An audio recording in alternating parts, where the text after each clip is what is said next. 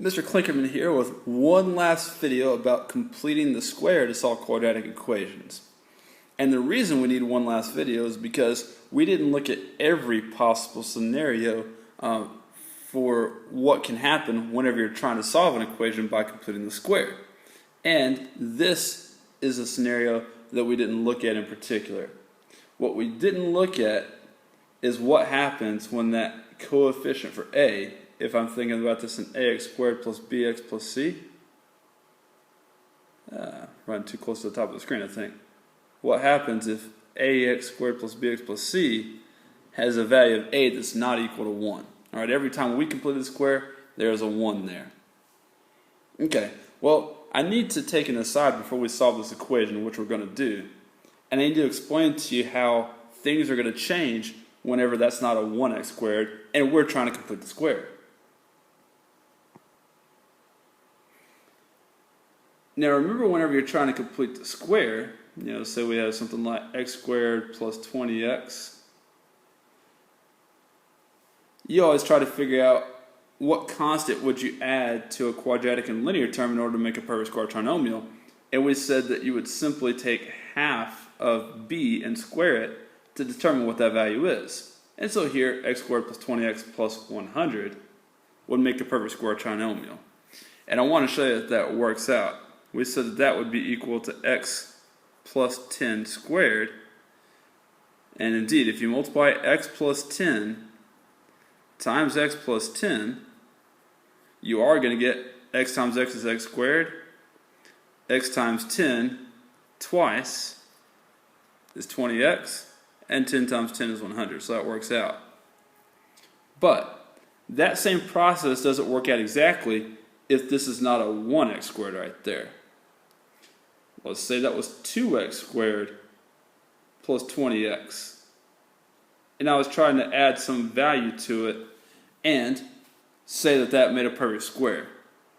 Well, if I just take half of 20 and square it again and get 100, hopefully you can see from the last example that I'm not going to get exactly the same thing. If I multiply x plus 10 times x plus 10, that doesn't give me 2x squared plus 20x plus 100, because it gave me a 1x squared there, not a 2x squared.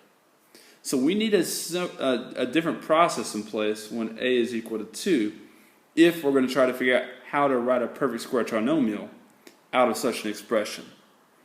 Okay, let's go back to the equation that I wanted us to solve.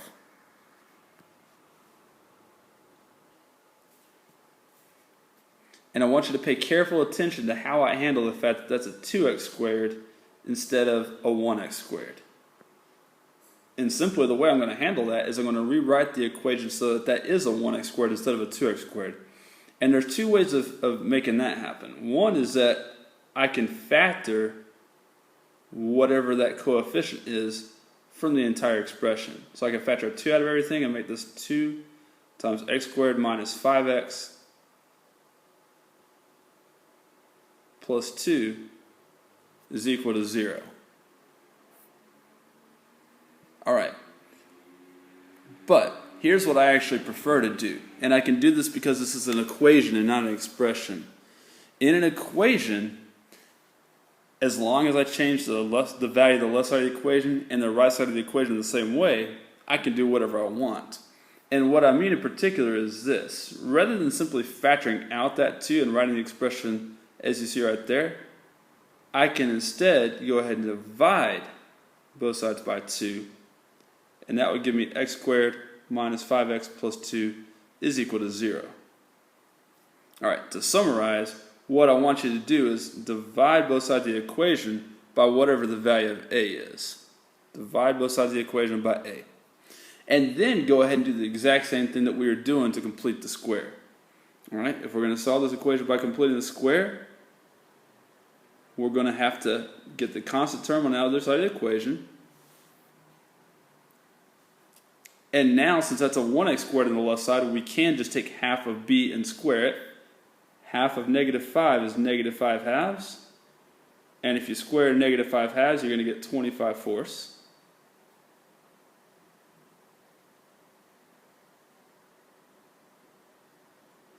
So we'll add 25 fourths to both sides. Then we can rewrite the perfect square trinomial as a binomial squared.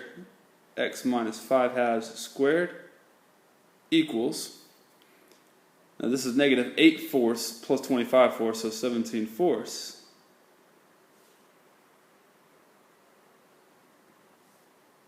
Now we'll bring our work up here to finish it off because there's not a lot of room down there. Then when we take the square root of both sides, we're going to get x minus 5 halves. I wish I'd written that equal sign there. I'm taking that away. X minus 5 halves equals plus or minus the square root of 17 over 2. So x equals positive 5 halves when I add 5 halves to both sides, plus or minus the square root of 17 over 2. Alright, let's take a look at another example.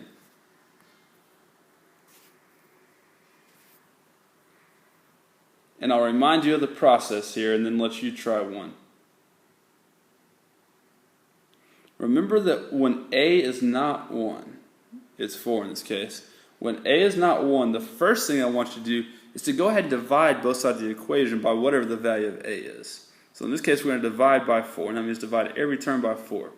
I'm just going to do the work in the middle so I've got as much room as possible. Just pretend that's not there.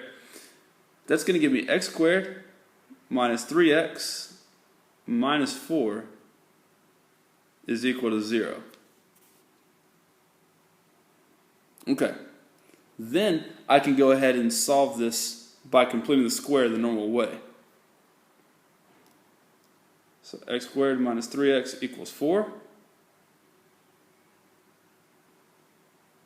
I'm going to keep working on this, by the way, but I would recommend you pause and see if you can solve it from here, and then check your work with me.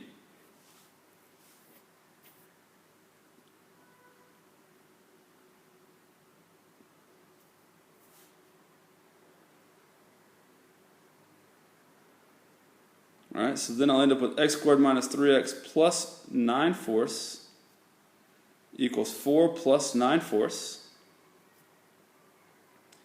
And that's going to give me x minus 3 halves squared equals 16 fourths plus 9 fourths is 25 fourths.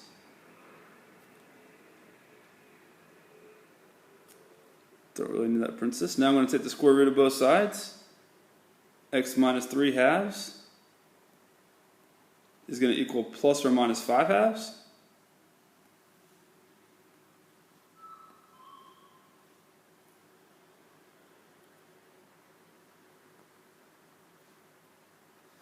Alright, and so x is going to equal 3 halves plus or minus 5 halves, which, since there's no radicals there, is something I can go ahead and separate into two separate answers.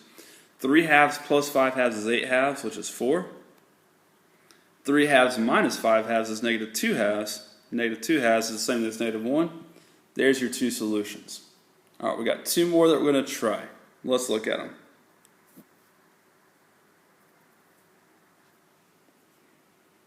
You go ahead and try part C.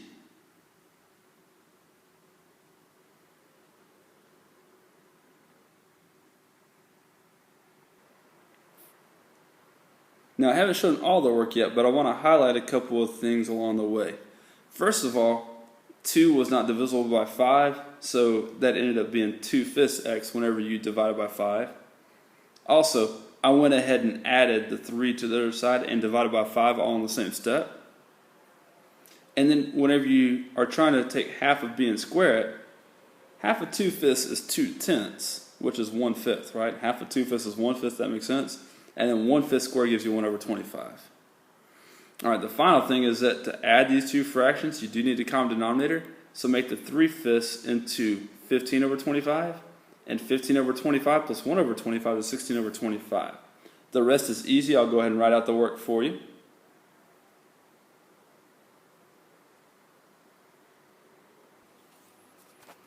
And there you go. How'd you do? Alright, we got one more example, and you already see it up there. Let me clear the screen so that I can put the work up here. I'm going to want you to try this one on your own as well, but I do want to make sure that you recognize this. This equation already has the constant term on the opposite side of the equation than your variable terms. So you don't have to add anything to both sides. It's already taken care of. All you need to go ahead and do is divide both sides by a, and then complete the square. Try it out.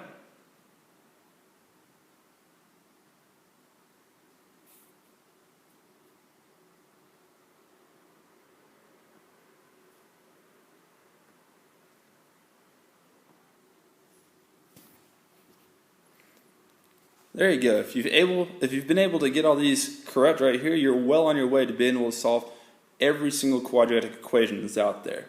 The only thing we haven't looked at is what happens if you get imaginary solutions. Luckily, we don't have to worry about that so much. I'll talk about that in class. But nevertheless, completing the square will solve every single quadratic equation every time. We'll be talking about quadratic formula in the next section. Until then, Mr. Klinkerman signing out.